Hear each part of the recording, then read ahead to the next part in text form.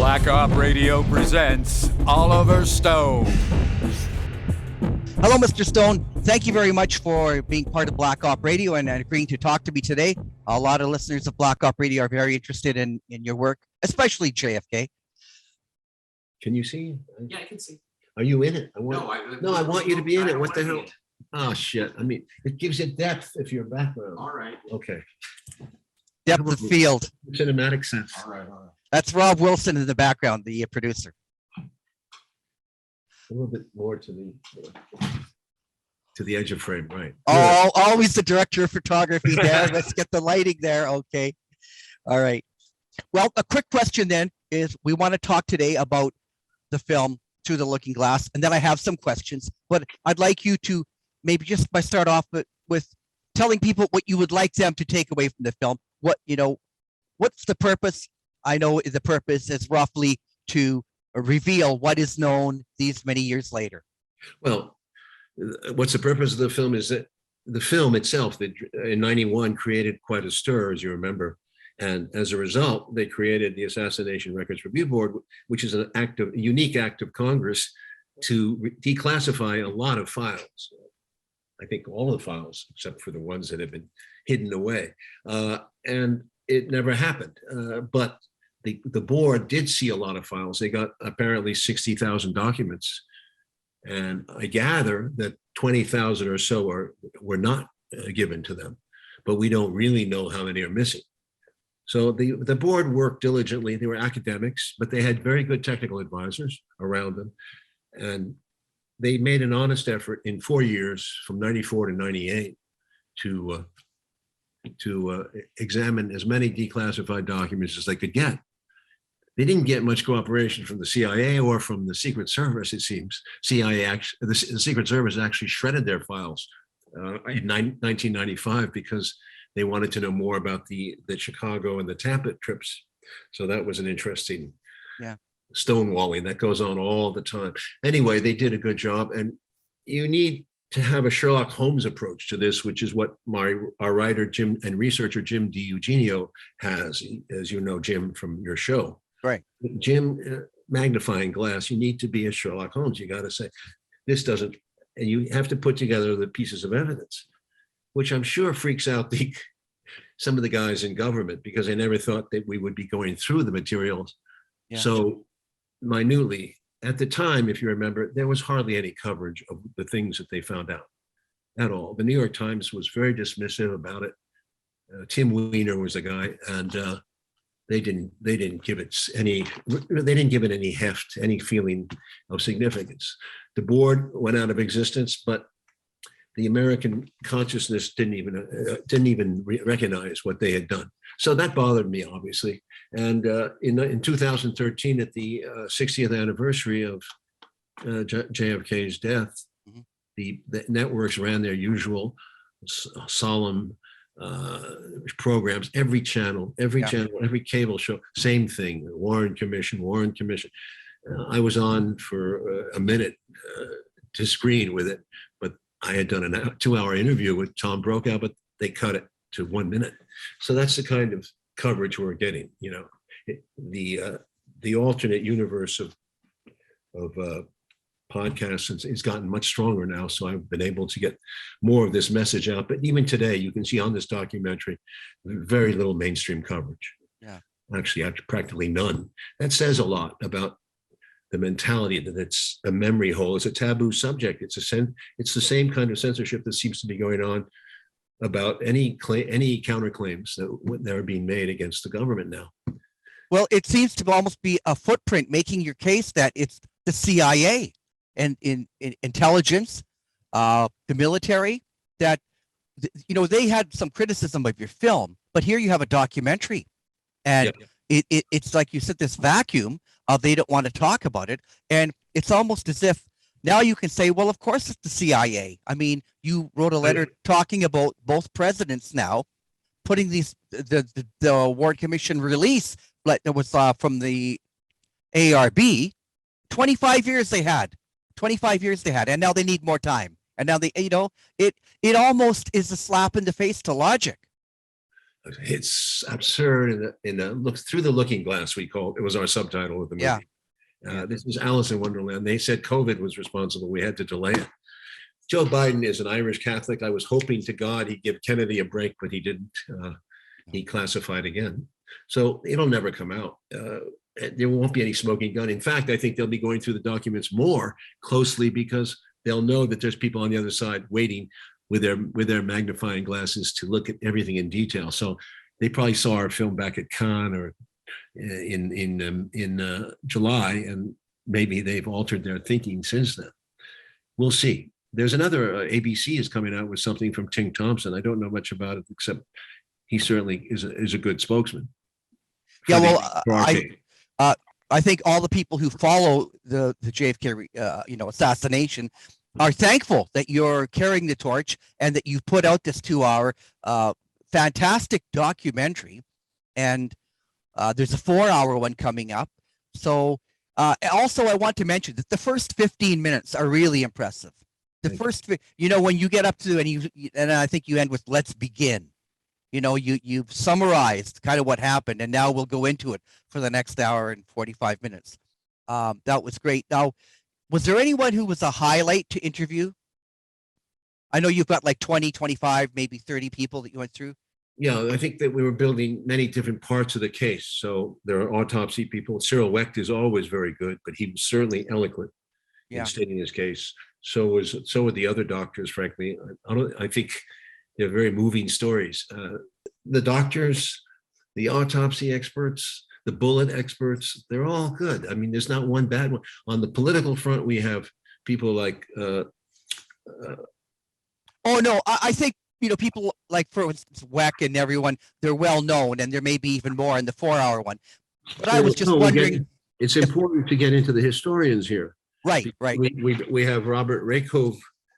We have Robert Rakove on Third World, and Philip Muhlenbach. These two guys really bring to the light JFK's anti-colonial impulses and how it affected his foreign policy.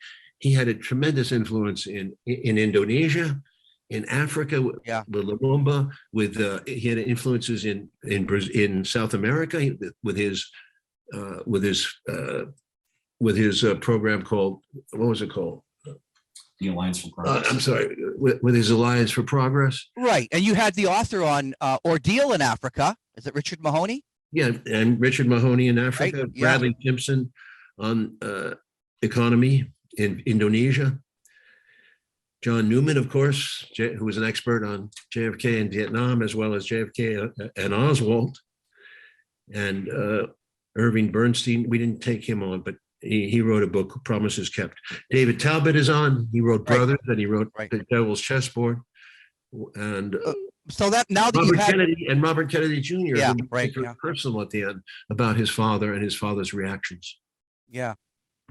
Now, do you think this redeems the premise that you put in the JFK film about Vietnam, JFK pulling out, and now you actually show the documents for the critics who said that it wasn't never going to happen, and now here you go.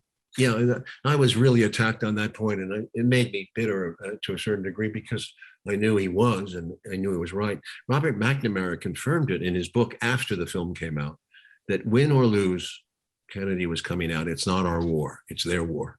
Yeah.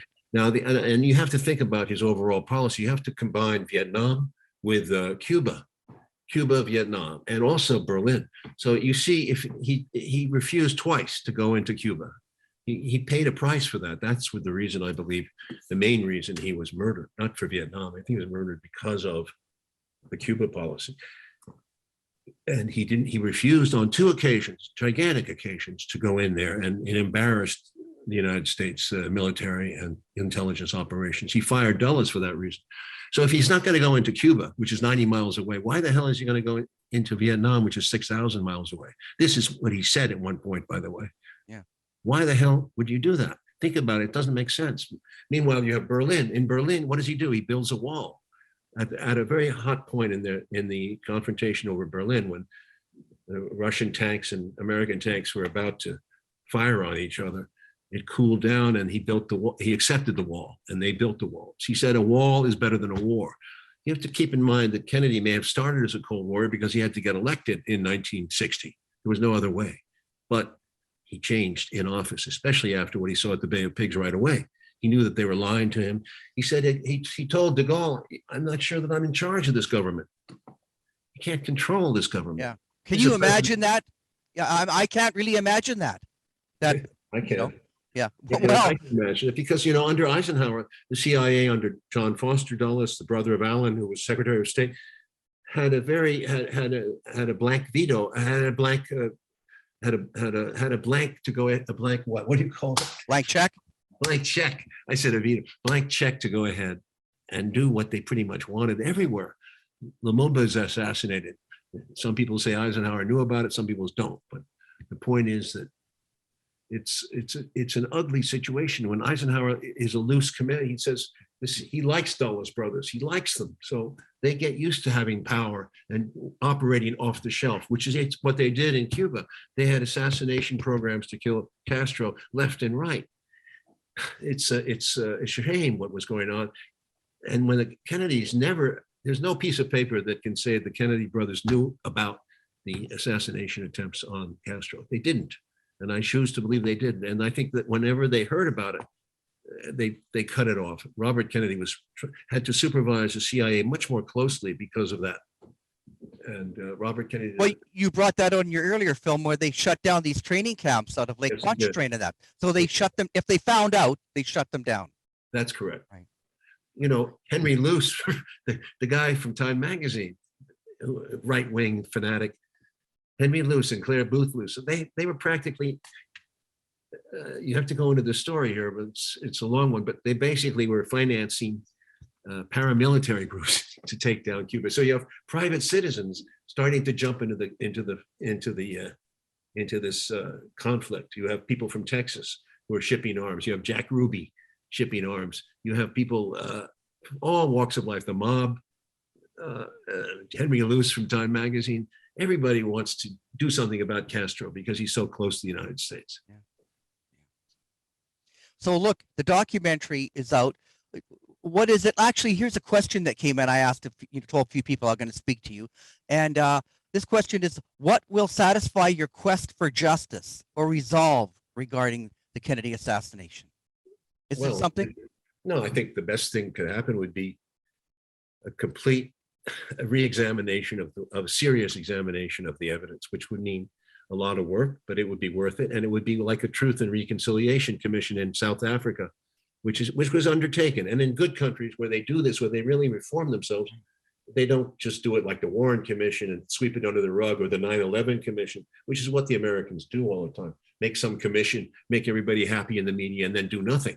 Yeah. That's what happens. So the best thing that can happen is that people understand what happened and know what happened, because if it happened, it goes to a real major problem we have, and it's evident today. That's what's happened. Not since Kennedy has any American president, any one of them, been able to challenge the military industrial sector or the intelligence agencies.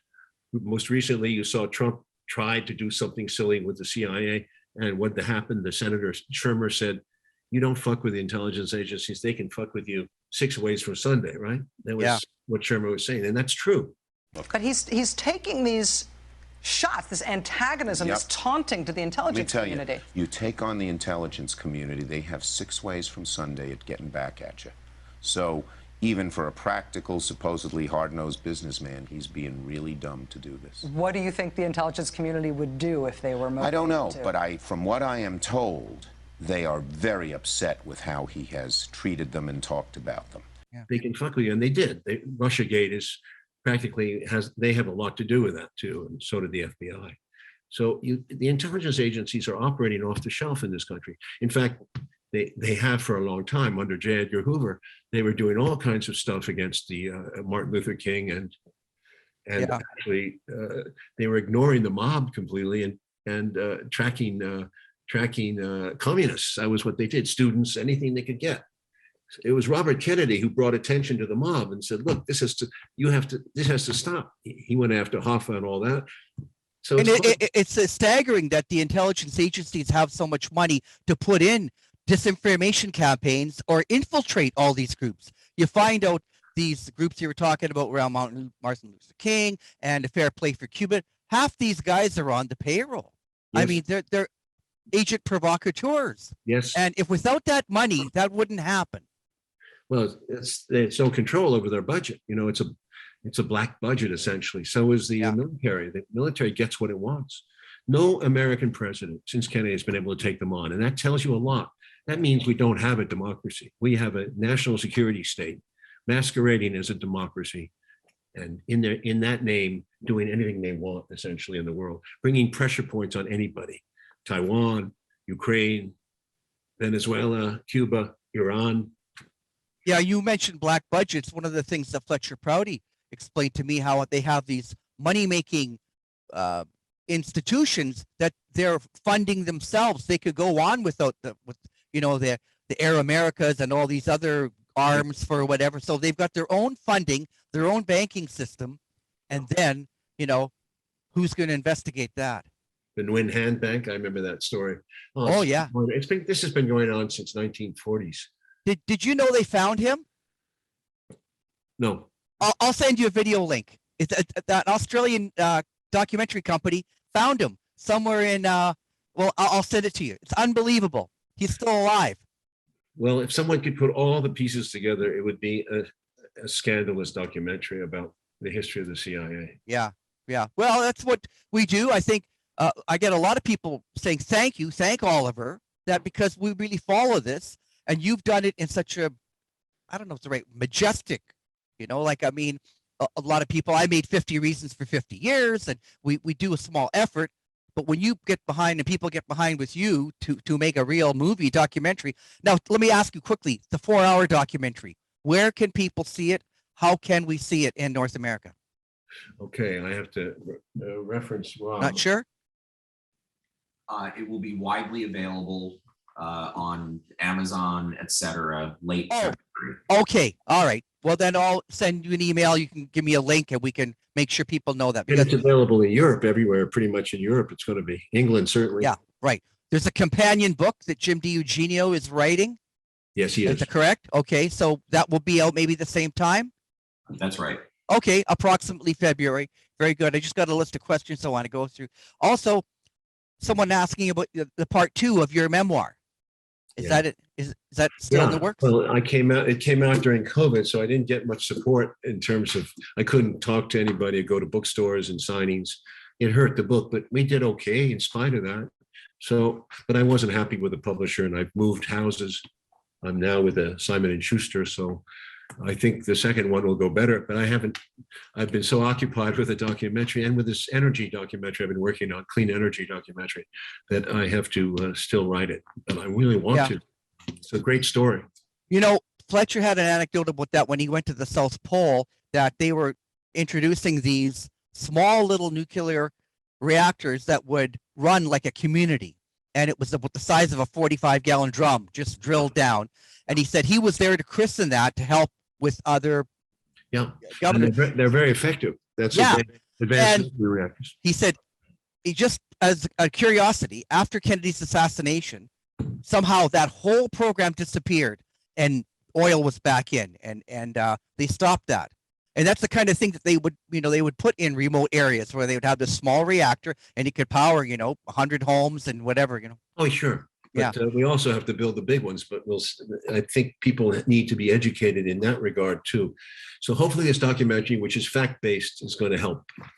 Right. And also you had another documentary, Kazakh, The History of Golden Man, that came out. That's not mine. I'm interviewing the president for my on there, right. Igor Lapatonik, who's a Ukrainian. He did the documentary. It's called Golden Man, and it's good. You should see it. Yeah. Well, I was just wondering, how do you, where do you find that? Is it out? Igor would tell you that you can probably find it through international platforms, probably easier, but I don't know where it would be. We did Ukraine on Fire, and we together, and we did Ukraine Revealed. So both of those are very good documentaries. You can probably see them somewhere on YouTube, but you got to kind of dig around. Yeah. The Ukrainian government, of course, and the United States has no interest. He's a traitor, and they would arrest me if I went there.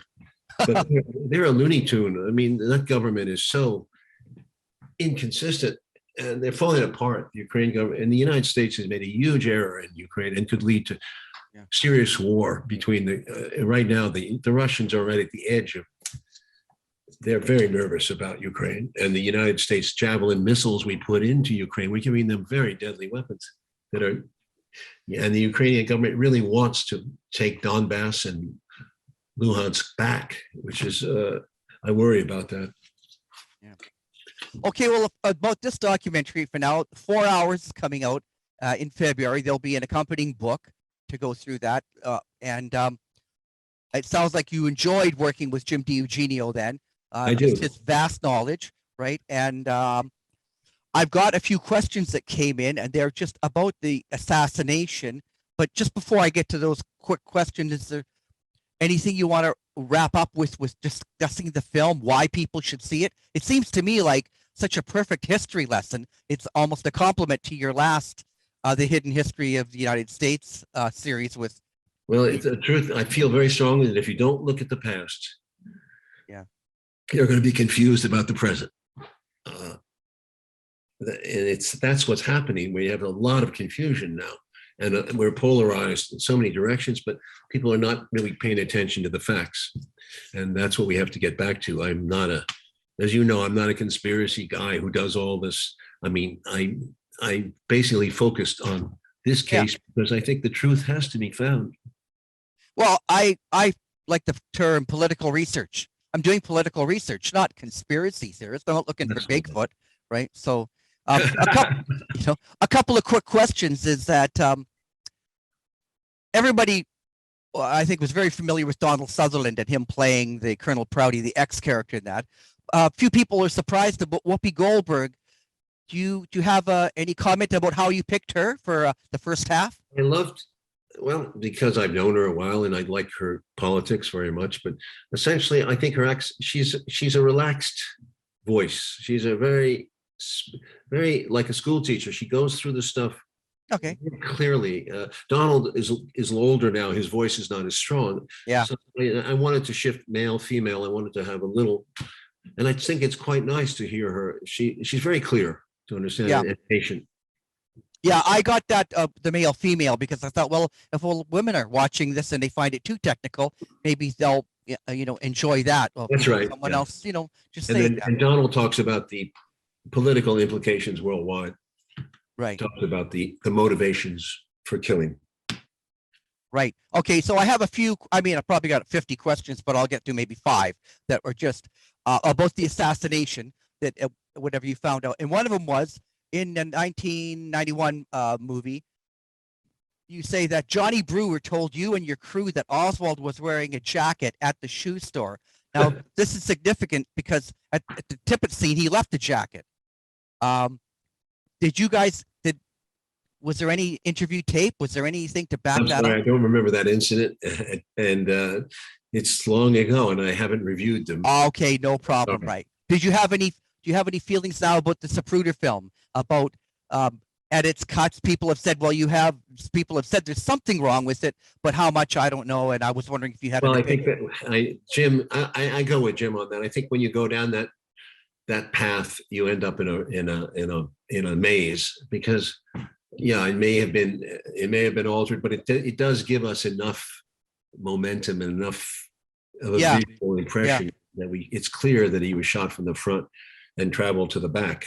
Yeah, there are some people that say that upon examination, there's another shot from felt pen or colored in where there might have been a hole, and they covered that in the back of Kennedy's head. So there's too many witnesses who saw the back of his head. That's a big deal. Right? Yeah. At Parkland and at Bethesda, and that's a big issue in our film, in our documentary. Yeah. Too many people saw the evulsive wound. And from our documentary, you might gather that the photos of the autopsy were doctored. Some of them were. When John Stringer, the autopsy photographer, is called by the assassination board to look at the pictures. He doesn't recognize them. It's very funny, Mo. And he says, "I never took these pictures." Yeah. And those are the ones where the head is yeah. restored. My favorite quote is when restored. What? My favorite quote is when one of the doctors was showing him years later. He turns at who washed his hair, because they're looking at this picture and it's like, almost nothing wrong. Like what the hell is this? Who said that? Oh, I forget now. But it's one of the doctors being interviewed on the ARRB and showing these pictures and say, well, do you recognize this, right? And it's, like you say, there's a big difference between these photos. That half of the head is gone in one, and the other one they show a little red dot, and it looks like same thing with the brain, right? How can you have this brain that's intact? Looks like it's been there fixed for 2 weeks. Yeah, it seems like because it was a morgue, they'd put somebody else's brain in there. Yeah, right. Also, the weight of the brain. Don't forget the weight of the brain. Yeah. Well, I made a joke one time. The reason it's 1,500 is because it had all that lead in there. No, I don't think so. I think Jackie was trying to take all the guts and the blood and put it back. I think when you stand back and you look at some of the researchers that Mark Lanes, Fletcher Prouties, Jim Garrison, that you really see that they're fighting against the CIA or assets of the intelligence community. And it's not Lee Oswald, who every time he's in the hallway, he says, I didn't shoot anybody. I would like legal assistance. No, I've not even been charged, things like that. Last couple of questions then. Did you ever consider much about the idea of a shooter from the sewer? No. No, that doesn't make sense to me. Okay. Yeah. No, I think Jim Garrison had entertained that idea before, but it's, you have to look into them. And so we just listen, I didn't do this research. Keep that in mind. Jim was my trusted point man on this, as well as the work we did back in the 90s, which was the base of what we continued. But it's really, I would trust Jim on these decisions. Sure. Right. He seems to have read everything. He has a tremendous memory, which most of us don't have. We can't remember all the names, details like he does. I think he's very literal. When he goes into, he just goes, Yeah. Well, we're lucky for people like that. I mean, not everybody. I mean, the JFK community. There's no exact community, but I think that at 2013, when Cyril Wecht had a big conference, that was really something where people who really had an interest, they were all there to listen to the speakers. And since then, there hasn't been an awful lot. And thanks to you and your interest in this, that we have this 2 hour, and everyone's looking for the 4 hour. And then who knows, somebody else you'll be a catalyst. They'll get into it and they'll dig more. Like you had Paul Blue on from Montreal, or Quebec City, I should say. I mean, he's very meticulous about the work he's dug up on all the other, attempts in that, and the similarities to these patsies. It's uncanny how they have people. If we're needed in Tampa, we'll get this guy. Chicago, Miami, LA. It's really uncanny, and it kind of exposes how much money they have. It's like money's no object to pull off these things. And I was kind of saddened that with the Rolling Stone article and a few of these, people still kind of biting at your heels, saying, "Oh, it can't be right." It's really crazy for anyone who's read anything. Well, to combine me with Russiagate is crazy too. So I wrote on my Facebook page. You'll find my response to Weiner. Yeah. Okay. Who should know better? Guys like Tim Weiner, they have problems because they interview. They're the beat reporter for the CIA for the New York Times, right? And in a sense, they act like what they in CIA terms they call it you ever heard the expression a limited hangout? Yeah. Well, that's what they do. They limited hangout with the CIA. In other words, they can criticize them, but they will only go so far. All right. Well, we have Showtime to thank for putting this out in North America. You had a very good reception in Europe. I guess we're wrapping up now. I thank you for today's. Any last words then you want to just wrap up with about the film documentary? No, I'm fine. I'm fine. All right. I'm glad what you're doing. All right. Thank you so much. I will send you an email link with that Michael Hand documentary where they found him running a knife shop. It's excellent. All right. Nice to see you, Rob. Thank you. Thank you both. Bye-bye. Good night.